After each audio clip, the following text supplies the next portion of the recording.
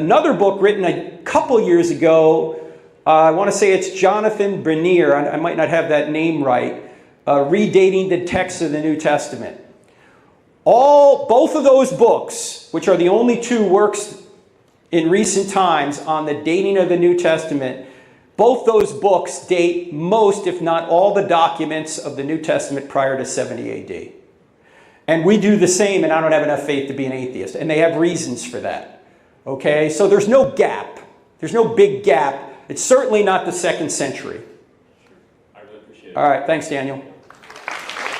Coming up next, discover why the Bible and the New Testament remain uncorrupted and trustworthy. That question is, why do you choose to believe the Bible? That's the question. We must be able to answer that question in our culture today. It's a legitimate question that deserves a legitimate answer. But you see, because of anti-intellectualism, we hear that question and usually we'll say something like, well, I believe the Bible because I was raised like that. Well, bless your spirit if that's your answer. But please, don't go out of here and say that to anybody. I beg you, please don't do that, because that is not a reasoned response. I was raised that way just doesn't cut it.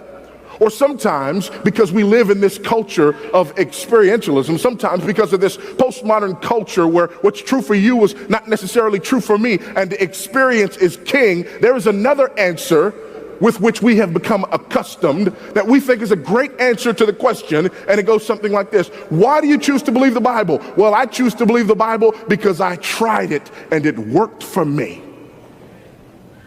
We say that and then we sort of back up a couple of steps, kind of let the answer sit there. Like we really just did something.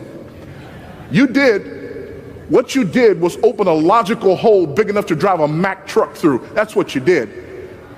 Let me give you an answer to that question that I believe is better than I was raised that way. Or it's better than, well, I'm Southern Baptist and that's the way we believe.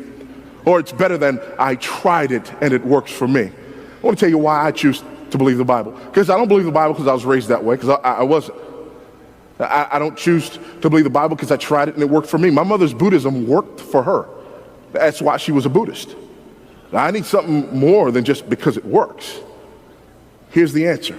I'll give it to you and I'll unpack it for you. I choose to believe the Bible because it's a reliable collection of historical documents written down by eyewitnesses during the lifetime of other eyewitnesses. They report to us supernatural events that took place in fulfillment of specific prophecies and claim that their writings are divine rather than human in origin. In his book Misquoting Jesus, Bart Ehrman raises concerns about the reliability of the New Testament, arguing that because we don't have the original manuscripts and there are thousands of variations in the copies, we can't fully trust it. However, it's important to put these variations in context. The vast majority are minor, things like spelling differences or changes in word order, and none of them affect core Christian beliefs about Jesus, salvation, or the resurrection. When we look at the number of New Testament manuscripts, in Greek alone, the NT stands out as the best preserved ancient document we have. Compared to other historical writings, like those of Plato or Homer, the New Testament far surpasses them in both the number of copies and how close those copies are to the original writings.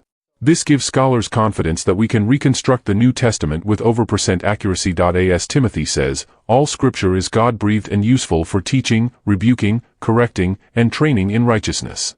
While human scribes did make copying errors, God's message has remained intact. In fact, having so many manuscripts helps textual critics pinpoint the original wording with a high degree of certainty. So, while Ehrman brings up some real challenges, the overwhelming evidence still supports the reliability of the New Testament. It continues to be trustworthy in conveying the message of Jesus, his life, death, and resurrection.